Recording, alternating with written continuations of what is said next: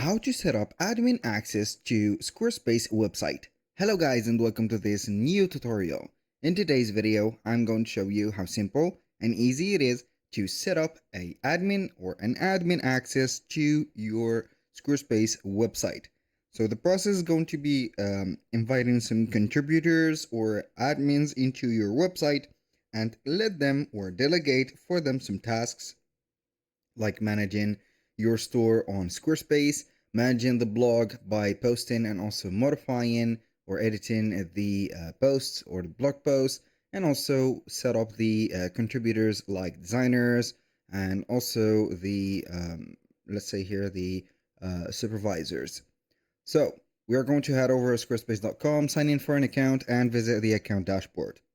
Now, once we have did that, select from the website dashboards the website that you want to add the access to. Click on go to website. Once we have did that, we are going to see the loaded website. We're going to head over the left side of the screen. From here, we're going to scroll down a little bit until we are going to see the settings. Click on settings. Now we're going to head over again the left side of the screen and select from here permissions and ownership. Click here and select the only element that you're going to find here, and boom. Now we are going to find that we have the permissions. So we are going to be able to invite or give invitation to others to access areas relevant to their work. So you can invite contributors as also give them the permission as admins or administrators, and you're going to find everything that you're going to set up the permission for. You can only type in the name and also the email address, then you're going to send an invitation for that person, or you can add a basic author for that person. For example, you're going to put an author name, a display name, a profile name, and maybe a bio for it, so people will see if they are going to publish something.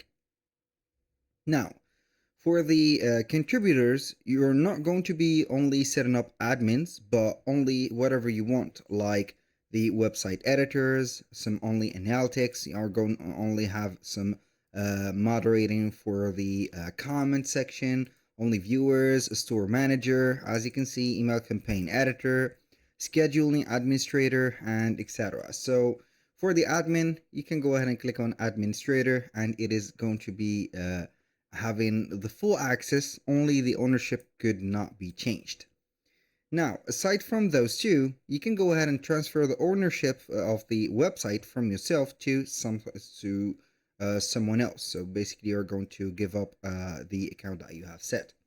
Now, for the contributors, as you can see, let non-admins purchase assets. You can go ahead and do that, or you can go ahead and put this off. Basically, for the assets, it is going to be dependent, like, I don't know, your third-party apps, maybe the subscriptions or managing them, and also the specific, let's say here, fees for the selling points of the tickets and etc. So you can basically here rely on this specific process to add admins or whatever helpers, contributors, to help you out with your website management. That was pretty much it all for today's video. Thank you guys for watching. I hope that you have enjoyed the content, and I hope to see you soon on the next one.